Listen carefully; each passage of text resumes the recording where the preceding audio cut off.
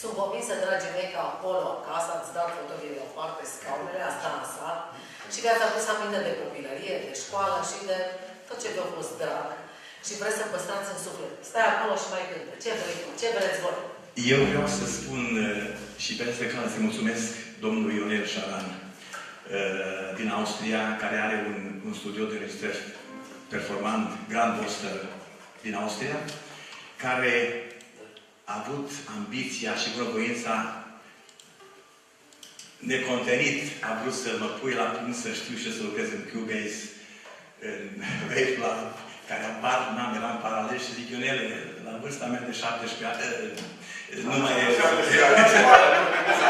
să mă apuc, dar am dobândit multe în acest domeniu și vreau să fac o dedicație pornită de la mine acum, tot pentru el și nu numai pentru el.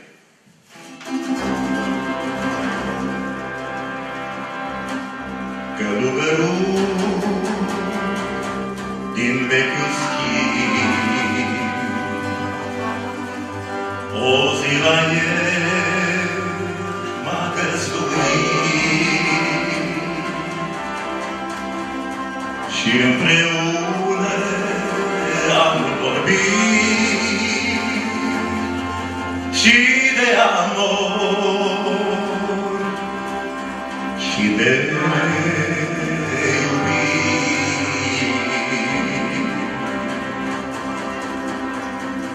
când am plecat, l-am întrebat ce dor nebun te-a îndemnat.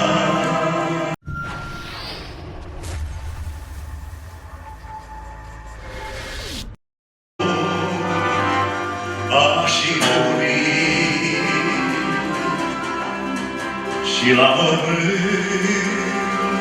printre stimaștri plângea doi ochi albaștri. Amar plângea doi ochi albaștri.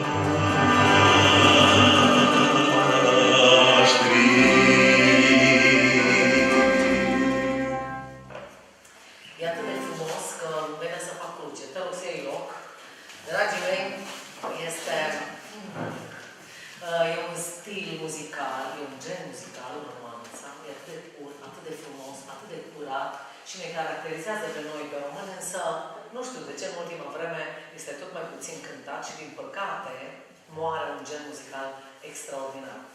Dar atâta timp cât sunt artiști ca tine, cu vocea asta de excepție, pentru că ai harmonici frumoase și tonurile astea grave, pentru că romanța începe o interpretare aparte.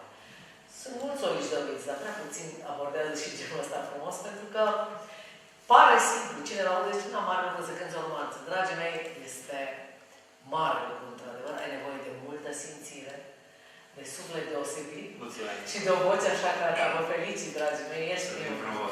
Și ce piesă grea, foarte grea, soliștii știu asta, pentru că sunt puțini care s-ar încometa să mai cânte Călugărul din vechiul schimb, ca multe din romanțele care le-a cântat Dumnezeu să o odihnească și să o țină acolo în orchestra Îngerilor pe Ioana Radu, cea care cânta cum nimeni încă n-a egalat-o, romanțe.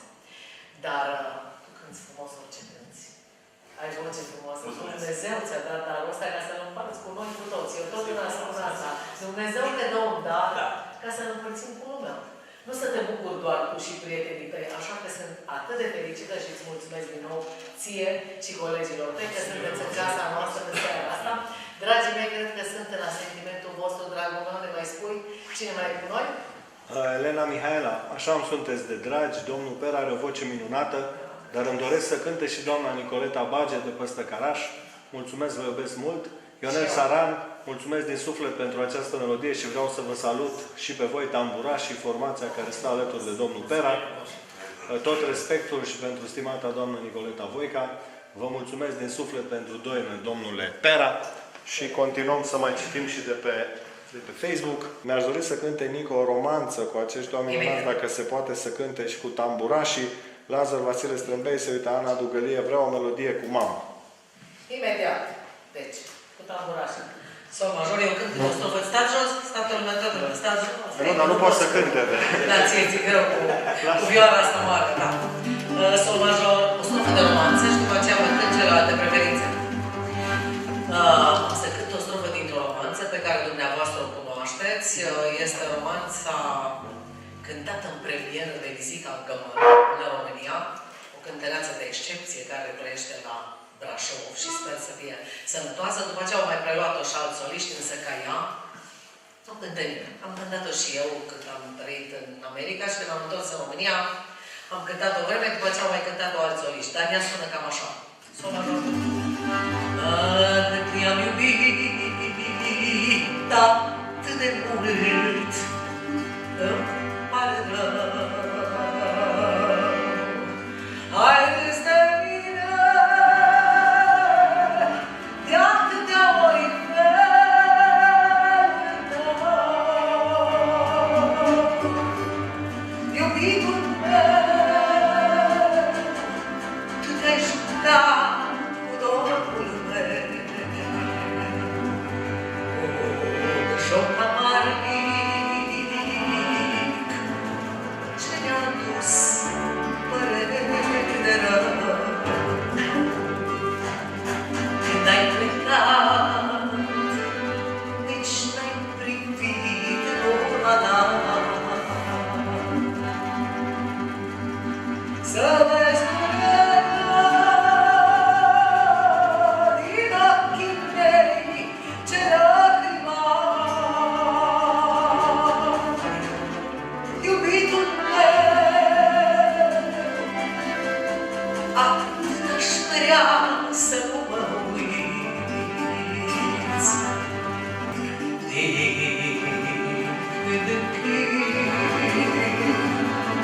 romanța